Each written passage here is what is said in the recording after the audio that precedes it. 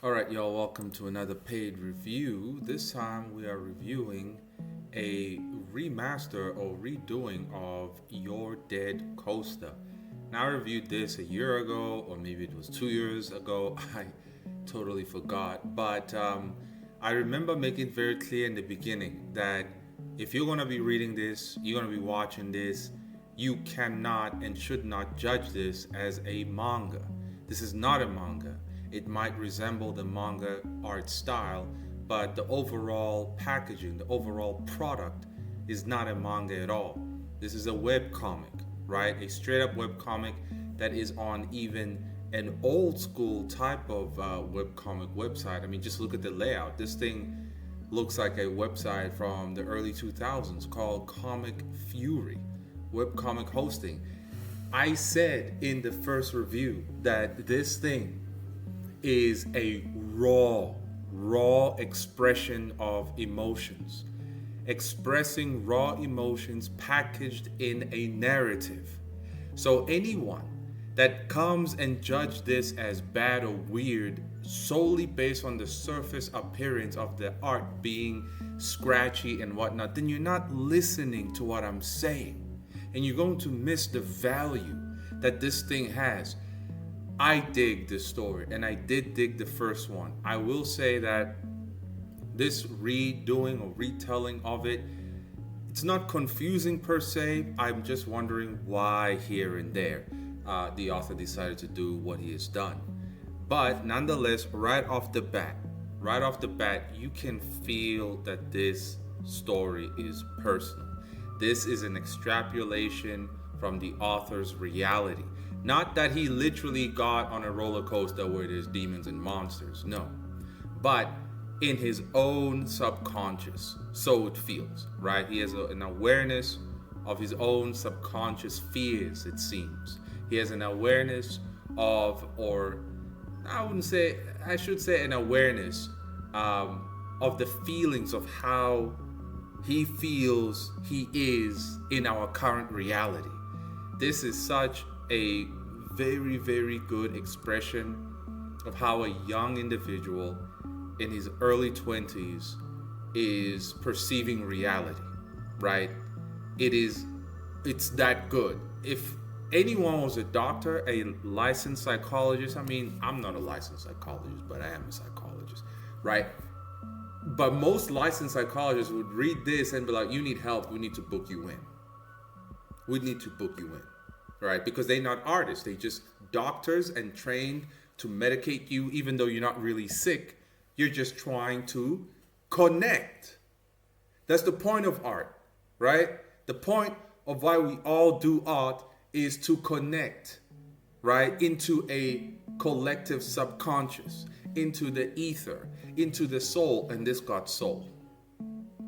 This has a lot of soul. For the people who are in a great rush to be entertained, to see big flashy booms, big giant boobies and titties and butts and whatnot running around on screen, this is not for you, bro.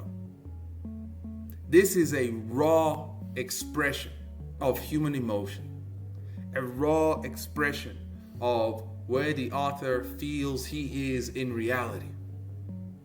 This is not for your entertainment. This is somebody reaching out their hand. That, are you feeling this? Do you feel what I feel? Do you see what I see? Type thing.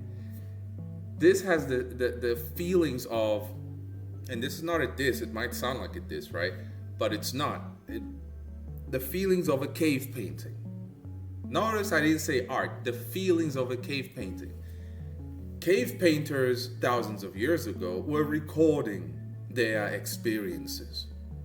And the ones who were writing on the walls were not the hunters per se, like the big bad or the king of the bush at the time. No.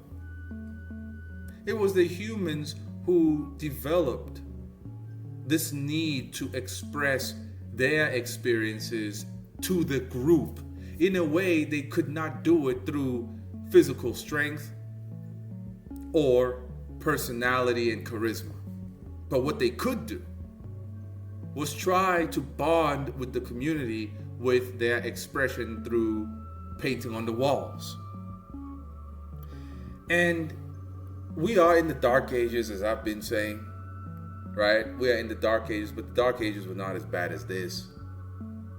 In the dark ages, the family bonds were much stronger than our current families, than our current friend groups, right? In the dark ages, there was a unifying idea. Now there isn't one. Now it's all just a crazy roller coaster, very applicable to our current reality. And that's why even right now I'm giving it a 10 out of 10. On pure narrative alone, on pure expression alone, this gets a 10 out of 10. Well done, bro. This is 3 chapters, and I recommend people read it, okay? Read it, but remove the bias of when I read sequential art, it needs to be like Naruto or it needs to be like Spider-Man. No, this is a webcomic. This is not a webtoons either. Webtoons is fluffy-dovey, sunshines and rainbow, all of that and flash it. No, this is a person right here. This is a real person going raw. He has the bravery to express this level of depth without caring about the artistic side of it, the technicalities of capturing the human form accurately. He doesn't care. He's going in. I'm not brave enough to do something like this. I'm not. I got to do everything calculated. Flip the page and all that. So 10 out of 10. So right off the bat, this story is about at first it was about a group of friends, but it's about a main character called Jade. I think it's Jade. And in the beginning, he's with his younger sister, and she wants them to go on a ride. And then it turns out all along that was a dream, and he finds out that he's at the Central Park carnival where they are forced to jump on these rides and survive these dangerous rides. And all of a sudden I'm like, first we start off with him riding the ride, right? Being fearful and everything, and then he wakes up. It's broad daylight with his sister. Then his sister gets kidnapped, and then they have to go on the ride, and then she dies, and then he wakes up again to be at Central Park, and then he has to survive. You see, that part I'm confused. But as you know, how I judge things here is through the 4 pillars of the MANAA ingredients. Is it relatable? Is it hopeful? Is it inspiring? Is it familiar? Technically, this has all 4, right? It technically has all 4 in terms of familiarity. Though the artistic skill level is not so high, believe it or not, it kind of is familiar to JJK. Even aside from the character design, you'll see what I mean. The main character kind of has an attire or a suit or some clothes like Yuji, right? But the overall insanity of it, right? The absurdity of it, the madness of it, the I don't want to say whimsical, but the intensity of it is like JJK. So on familiarity, it gets a point. On relatability, it absolutely gets a major point. Because if you're living in reality, you constantly are trying to flee from it. And the villain in this story thus far mentions how he got bored. And when you are bored, you're faced with reality, so you need a distraction.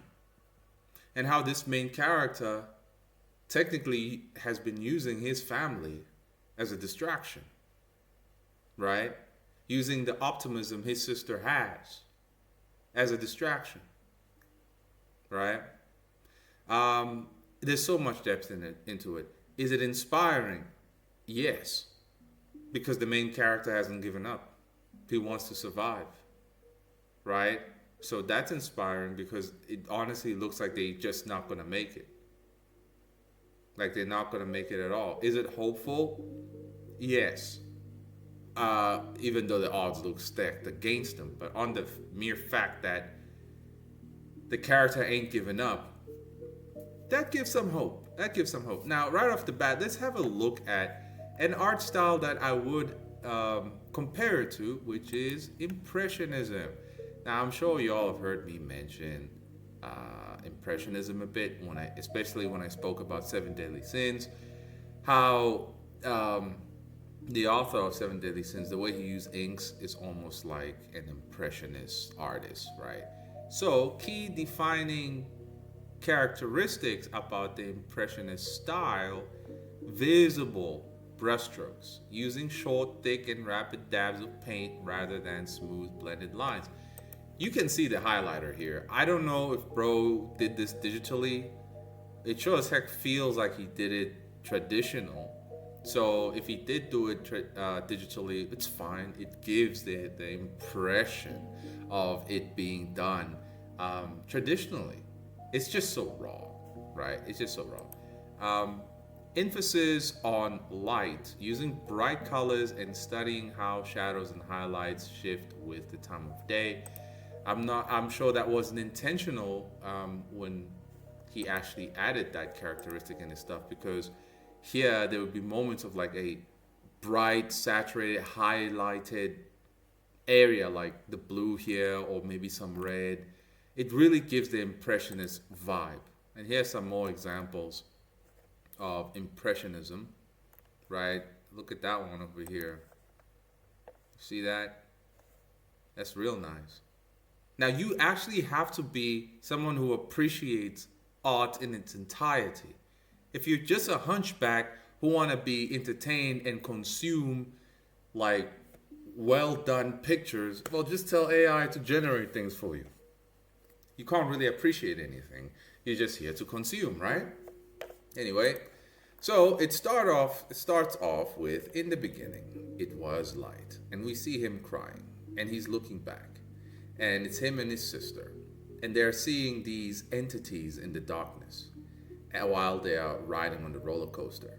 What could this mean? These entities, these smiling dark faces. So many things, bro. Now, if we were to get somebody who's in the Gnostic side of YouTube, I don't know if the Archons are part of Gnosticism. I don't know, probably. They'd probably say, yeah, these are Archons who thrive on human fear because they are releasing loosh, right? Loosh energy is just crazy, man. So if you know all of that, you can definitely see the depth of what the author is trying to say here. But for me, I don't know much about Gnosticism, and the loosh stuff kind of feels ridiculous if you ask me. But what I can say is the fear of the unknown. That we are going so fast forward and we see nothing in our favor. We see nothing on our favor. We are all currently on a trajectory to who knows where. To 2030, where they said you'll owe nothing and be happy. To 2050, where they said there'll be more AI robots than humans. That's kind of scary, but if they never told us that, we'd all feel probably worse than we feel right now. Because right now they gave us a checkpoint at 2030, you'll owe nothing, be happy. 2050, there'll be more robots than humans, right? So these characters, they definitely don't know where the heck they're going. If we did not know what Elon Musk and the oligarchs have for us, we would definitely feel worse. We wouldn't even be able to flinch, expecting a punch to hit us on the shoulder. We would feel like we are on this roller coaster times 10, right? So they're out here screaming. And then there was darkness. And how interesting that it says in the beginning there was light and then came darkness, a reverse of reverse, right? How interesting, because isn't that the subconscious speaking? That all of us collectively, right? And with the absence of light, is then followed by many, many screams. Bruh, I felt this. All of us who grew up born maybe in the 80s. In fact, you you were born prior to 2005. I think you had a decent childhood, right? You had a decent childhood. Even if it was terrible, there was always this feeling of things will work out, right? Things will work out. And that light has faded. When 2020 came, that light of things will fade, will work out. It faded. It disappeared. And after 2020 followed many, many screams.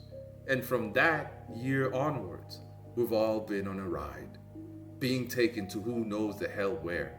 Come on, let's go, he yells to his sister. Before he catches us, they run with full speed. Right here, right here. Oh, this is not his sister. This is actually another character. Oh, okay, great. But they resemble the sister and the brother of the actual main cast. So, okay. Inside this arcade, we'll hide in here. Hurry. This is profound. You want to know why? Because as we're trying to run away or step off this crazy roller coaster, what do we do to hide ourselves from this roller coaster, from this man chasing us? This man that we can't see, this man that we can't punch, this man that we can't run away from. We hide. Where? In the arcade. What is in an arcade? Games. Ever since 2020, the gaming industry increased, didn't it? And as it increased and strip clubs decreased, the mafia bosses, right? The mafia kings and mob bosses were like, we're not making much money in the strip club anymore.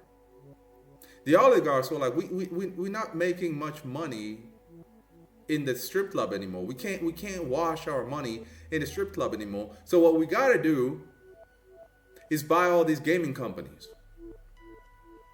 The safe haven that a few people were resting in, the gaming space, got bought out by the oligarchs. And this is where a lot of people are hiding. This is even where I'm hiding, where I play, retro games. Emulate that PlayStation 2 game. The same one over and over again. You see, this is omega level profound, but no institution is going to find this webcomic and actually talk about how deep this thing is. This is an amazing extrapolation of reality. This is somebody who sees the bluntness of reality, who is wasting no time to technically upgrade his skill level. He's like, look, Coffee, I know what you're talking about, the skill level, right? I know Coffeeum Price Tentisima says it's all about the heart, it's all about the skill, it's all about the understanding, but right here, the bro has 2 out of 3. The Coffeeum Price Tentisima, the golden standard of coffee comics, the trinity of coffee comics. Skill, heart, understanding. Bro has 2 out of 3 here. He has the heart and he has the understanding. It's just the skill that is missing. But he ain't playing no games. He's putting it down. And in 100 years, if this ever got discovered, anyone with a brain in 100 years would be like, damn, we gotta put this in a museum. I recommend, bro, that you print this out. Print this out and have a bunch of copies just laying around your room, your bed. Leave it at the library or something. Just scatter it. Like the Dragon Balls. Just print a bunch of them, just scatter them, and that's it. The ones who will get it, they will get it and they will appreciate it. So anyway, they end this arcade, flicker, and then we see the bad guy, and the bad guy decides to cut them up, right? So, see these bright red highlights? Very good touch. That's that impressionism for you. I like it. Very much so applicable to the subject matter and the overall theme of this whole webcomic. So, we see the sister remaining here, and she riding this roller coaster by herself, and she kicking and screaming, and she then falls off and crashes and burns. Right. And then from here, we are gonna wake up to our main cast, which is the brother, right? And he's being told by his younger sister, "Can we go get on this ride?" And he's like, "Nah, not really, not right now." And they're having a brother sister moment, and he's like, "Hey, stop cussing. I don't want mom to blame me," right? And they miss the bus, so they gotta walk to school. We find out that the brother is a worrywart, right? And you're laughing, Marie. We only have 10 minutes to be home, and she be laughing, saying, "Well, it's because you say that every time, and we always make it home." I was like that. Man. You know, always worrying about something that I always think would lead to a disaster. And it doesn't, but then it does when you least expect it. It's just, there's no point worrying about it, you know? So, the baby sister consoles older brother, and they decide to walk on home. And she says, "I found a flower for mom. Think she'll like it? Well, let's go show her." See that UG design? Them red shoes, that sweater, the black pants. Yeah, some UG vibes, right? So they decide to walk home. Look at the impressionist approach to drawing this city. Haters are gonna be like, "Oh, it's ass, bro. It's ass. It's terrible." Then they didn't hear my opening statement. You can't say that here. This is not a manga, bro. This is not a Spider-Man comic. This is an expression of raw emotion, right? And at the end of the day, I can see what it is. It's not like I can't see or tell what's going on. I very much so can. And these brushstrokes, the color choice is very much so excellent. These are like sketches that you would find in a deceased legendary artist from Italy, right? And you're like, "Bro, I think you're giving the dude too much credit." No. If bro actually intentionally meant to do this, he deserves all the credit. But I can appreciate it because this whole execution shows the urgency. He has a sense of urgency that I need to get what's up in me out of me and put it on paper. I can't go beyond in skill, but I sure as hell can make you feel that I've gone beyond in narrative, in emotion. You see, some people, they can squill them lines like this, but then what you created, it just has no impact. This has profound impact, right? So they be walking on by. The sister says the buildings are so tall you can barely see over even the shortest of them. Maybe we ask mom to go to the new theme park, then get around on the highest ride to finally get a good view of the stars. That's deep. Want to know why? Modernity. Modernity has covered the skies. We no longer see the stars. We only see the tall buildings that look like boxes that are now, quote unquote, shielding us away from breaking free, from soaring, from the idea of the sky's the limit. This is deep. This is deep. You see, I'm not an ordinary indie manga guy. I read philosophy. I made my philosophy. I did the codex. I read history. My overall visual library and literature library is very, very massive. So when I review something, I can extrapolate where you are extrapolating from, even if you might not be consciously aware of it.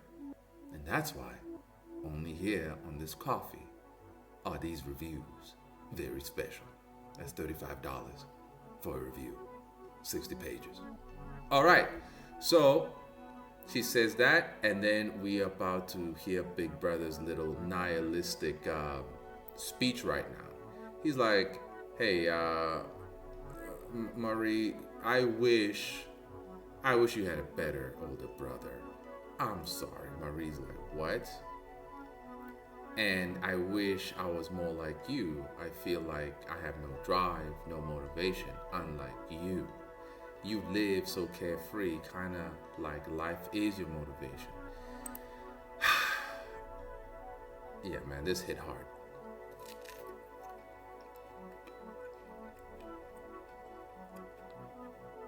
This hit hard. You know, I remember when I was depressed years ago, 6 years ago, dying of depression, nihilistic, you know, always thinking about that bullet. And I remember looking at specifically pictures of Japanese girls in those Japanese magazines, not the skimpy ones, slutty ones, no, just those normal photography photos of them, let's say reading a book, or I don't know, like running around in the sunset. Basically, I wanted to see someone happy. And at the time, I felt, you know, girls express happiness way more freely than men do. And at that time, being in a pitch black, dark pit, I was like, I need to see such pictures. I wasn't conscious of it, of course, but I subconsciously just pursued it to look at those pictures, to see them happy, and so on. I saw people so carefree while rotting, as COVID had all of us twisted inside, right? I saw them motivated, unbothered, and looking forward to the next day as if every day was sunshine and rainbows for them. I mean, that's obviously not true for anyone, but for some, more than the rest of us, right? And I remember developing a little bit of envy. Not that I want to be a girl, hell no. I won't die a nigga. Praise the Lord, I'm a man. But I just wanted that joy, right? I didn't understand why I was without drive, why I couldn't smile as they could.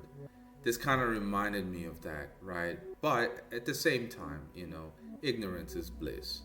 And ignorance plus privilege, oh, it equals omega happiness.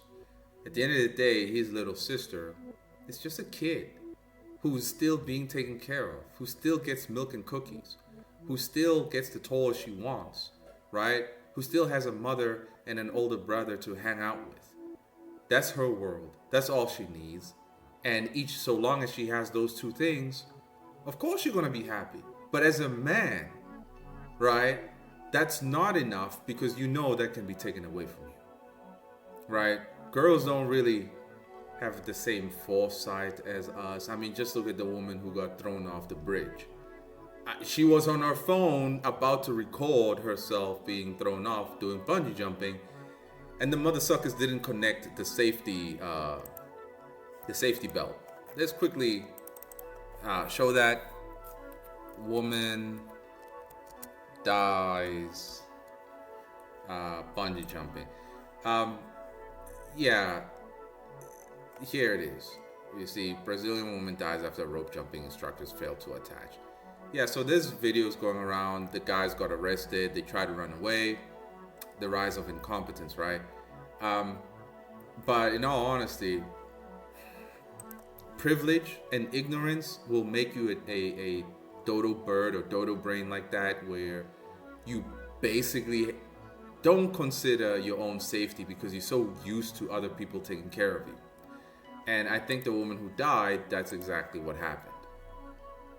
I think she's so used to people taking care of her. I mean, if you look at her social media and the type of girl she was, I mean, you know, she's been receiving flowers her whole life. So yeah, it happens, okay? So this is also very relatable. As a guy, you're gonna start feeling the pressure to do better, the pressure to secure. And when you know that currently there's nothing, the tools for me to ensure security don't exist, you're gonna feel depressed like this, right? You're gonna feel depressed like this. So he continues to say, I'm sorry you were born with an older brother like me, born with no one to look up to. And if I could change circumstances, it's like I'm stuck in an endless loop.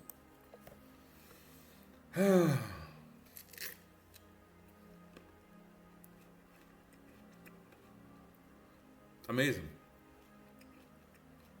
If you're honest with yourself, if you ain't smoking no drugs, if you're alive in reality, you will feel like this, or you have felt like this.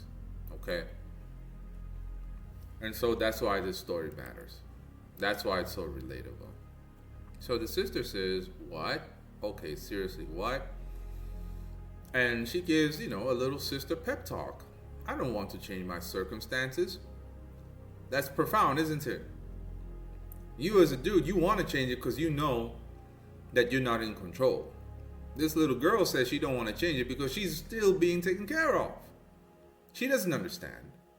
But it does show, this is a reflection of only those who don't know better would say something like that. And in this context, it's fine because it's a little child, right?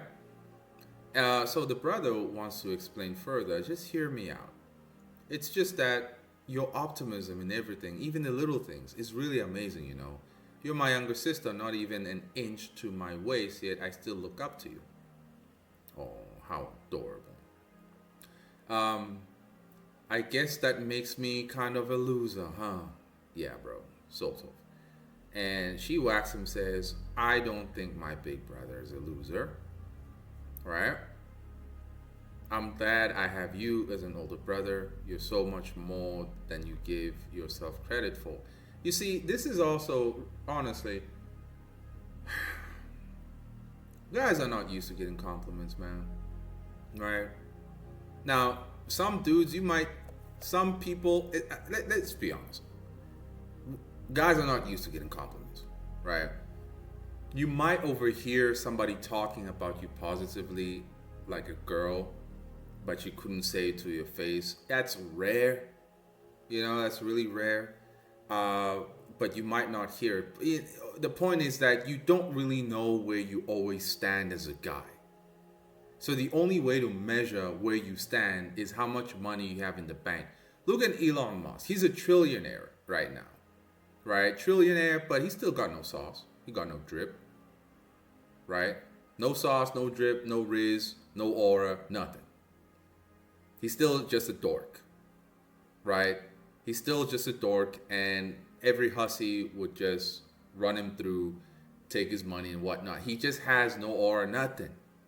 He's a dork, and that's why he wants to go to Mars, build his own alien race who are going to worship him. But this is a nice display here of kind of what dudes go through. We undermine ourselves a lot, don't give ourselves much credit because usually you expect credit to be given to you from the outside. In order to find or to give yourself valid credit, you need to have the standards that are actually comparable to standards of old that really had value. But that's not how people are taught these days. You're taught by how many likes you get. That determines your value. She then says, if you're a loser, then what are scum of the earth? And goals and motivation who? If the sky's all black, how can we reach for the stars? That's why I'm so proud of you now. This world is so dark, but you shine like a star. Jade, so I shine like a star. And right then and there, she disappeared. Oh, this is a flashback. Sorry, a flashback of the family. Guess the father didn't make it, but yeah, you see, the only reason I can be like this is because, well, I know I'll always have my brother there to protect me. So stop acting like you don't matter. That's a lie. See? Jade knows there's no one to protect him. That's why he's depressed. The sister is fine and dandy and happy because she knows the brother will always be there to protect her. We're just not the same. But how many people can catch that and realize the psychology, the dynamics between the two? Only here on Coffee Comics, right? So he's like, okay, what am I thinking? Thank you. I promise I'll take you to the stars. I promise I'll always protect you. And just like that, she disappeared. She got kidnapped. He's looking everywhere, asking the people, where's my sister? Dudes are like, get the F out the way. They don't care. He'd be running across the street, running around everywhere. Intensity building up, right? And somebody called him and said, be here in 5 minutes at the park. And he's heading there real quick right now. And he finally gets there. And we're going to see the villain. And here is the villain, right? So he threatens to kill her if they don't get on the ride. So they end up getting on the ride. We're gonna just fast forward here. I really like the design of this villain, man. A guy in a suit. So applicable once again to our reality. These guys in suits. That orange tangerine man in the White House. In every White House of every country, these people in these suits, they want to put us on a ride. They want to have these artificial walls because they're bored, right? But it's not so much that they're bored, honestly. If you assess things properly, psychologically, not even so much so, just scientifically, there's nothing you can do. It has to be this way. It has to be this way. But anyway, we'll get there. So he tells them, don't tell me you're scared of roller coasters. It's not like they haunted or anything. And so they get on and it begins. And they enter the dark space, the nightmares, the entities, the scariness. It intensifies. Marie falls off. Don't let go. Holding on dearly. The monster shouting. And the hand gets chopped off. And Marie falls to her death. This was very scary, bro. Very scary. And it's good that it's scary. You meant for it to be scary, and I felt scared. I felt the intensity, you know. And yeah, Marie's dead. He holding on to her hand. And that's terrifying. And the bad guy says, oh, look who survived. Right? Pretty spooky, huh? Don't cry. On the bright side, your sister is probably in heaven. She was far too weak for this world. And the reason you couldn't save her is because you're too pathetic.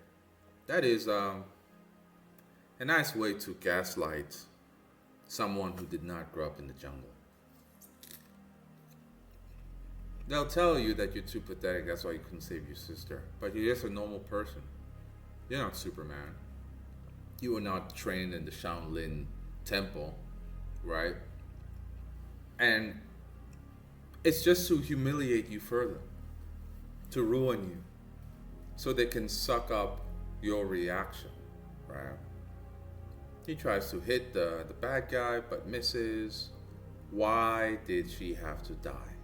She did nothing wrong. We were just kids walking down the street. Oh, the pain. The pain, man. Why? Tell me, please. Right? How can I look at my mother in her eyes and tell her that my sister has been murdered in front of my eyes and I did nothing? And it's not true that he did nothing. He tried. But this is what we do. We blame ourselves. When it's too hard to blame someone else, or the one you can blame is beyond your reach, you blame yourself. Ah, the human condition, man. Why did you do this? Look, he says, I won't lie. You'll lose if you try to test my compassion. Because the truth is, well, because it was just, I was bored of the peace. Remember what I once said: humans cannot live without enemies, right? And peace is valuable because it's short term. The long term is war. The long term is struggle. Peace leads to struggle. Peace leads to war. That's the problem. But you see, now, not anymore. This has been a universal law of our reality since the beginning, that peace leads to war and war leads to peace, right? You fight a war, you win, there's peace. In that peace, somebody arms up while you're resting and they come after you. That's been the universal law of our existence until now. Now, nobody's coming after you, right? At least not for your body like that. Yes, they're poisoning you, but it's not the same. It's not the same. You can't arm up now, per se. You can't defend yourself anymore. You have a cell phone. They're watching you. They're listening to you. They're tracking you. They know who you are. CIA right now could drop a laser on my head. Right? The Pentagon could just send a missile real quick. It's over. We can't protect ourselves anymore. We are now in permanent war, disguised as peace. And that's why there's so much cognitive dissonance in the world. It's why so many people want to feel like they're breaking out of the loop, out of the system by saying, I was born a man, testicles and all, but I am a woman today. Cutting them off and putting a hole in my whatever to say I'm a woman. That's their attempt of, well, trying to feel free in this permanent prison of war, psychological war, psyops. It's crazy, man. The villain says, yeah, I think that must be it. Bored? Yes. Do you like games? You see, even in Greek mythology, the first humans, even the gods themselves, created games. They played games all the time. The gods needed to distract themselves from themselves. So did humans. And this villain here, he knows that. I love them. They help distract us from the mundane reality of life. With that being said, games can only shield you from real circumstances for so long. Exactly. Until you realize humans are all evil and strive for conflict. And for so long we play those games, we build a tolerance. Now the real truth, if you've read all them books, there's no such thing as evil per se, right? Because you wouldn't call an anaconda evil for eating a baby capybara. You wouldn't. Because we have consciousness and emotions. We then want to throw terms like evil. Humans are they're not evil. They're just primal. A primate, not that we are from the primates like that, but, follow along. A primate with emotions, a primate with consciousness. You need to remember that some people's capacity for certain emotions is very low, especially if they've been living like savages for such a long time, right? So, the idea of evil itself, I don't think it has a place in our reality anymore. Every idea dies. As I always said, ideas die. Gods die. The idea of money has been used for thousands of years. The idea of it is dying. Why? Because, well, here's AI, here's infinite, somewhat fake resources that will keep you alive, and here's a central digital banking system where you're just going to be given an allowance forever. And so, in actuality, the idea of an exchange is going to be absent, because in jail, you don't get an allowance in jail. You eat what they give you. But here, it's just a jail system that they prescribe an allowance to you and a few poisonous things you can choose to eat from. We're in jail. All right. We're in jail, bro. We're in jail. So the idea of money is gone. The idea of a future, the word future, doesn't actually exist anymore. Why? Because in the last 4 years, how many of you could think 5 years in the future? How many of you can think 5 years in the future right now? You don't, do you? You just focus on the here and now. You might have not been conscious of it, but I remember I had a decade plan ahead of me. Then COVID happened. And slowly, the images of the future I wanted started to get dark. I can't even see next week now.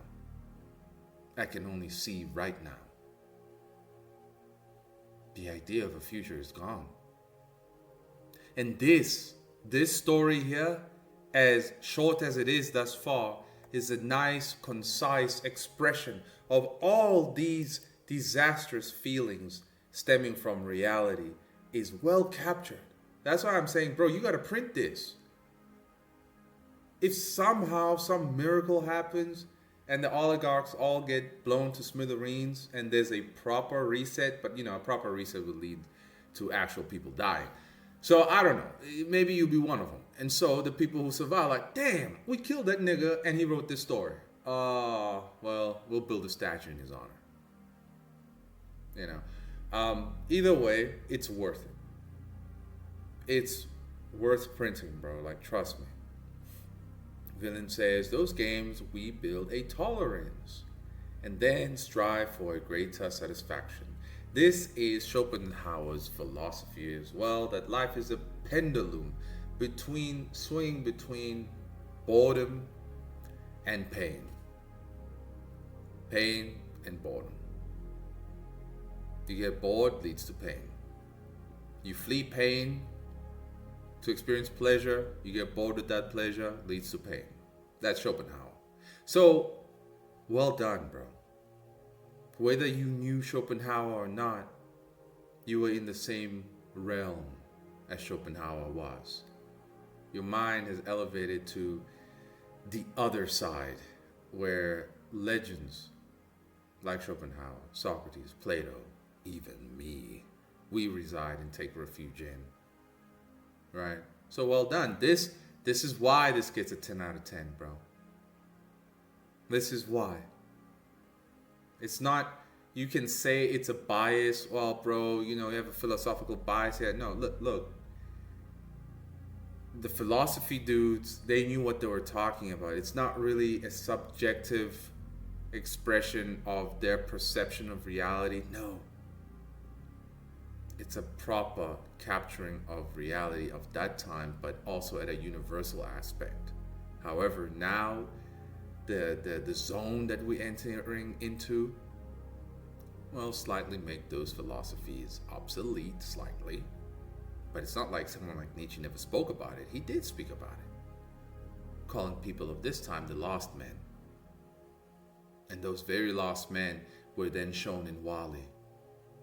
The humans on wheelchairs, fat as hell, eating knickknacks all day, while the robots did everything. The humans stopped living for themselves and watched robots live their lives.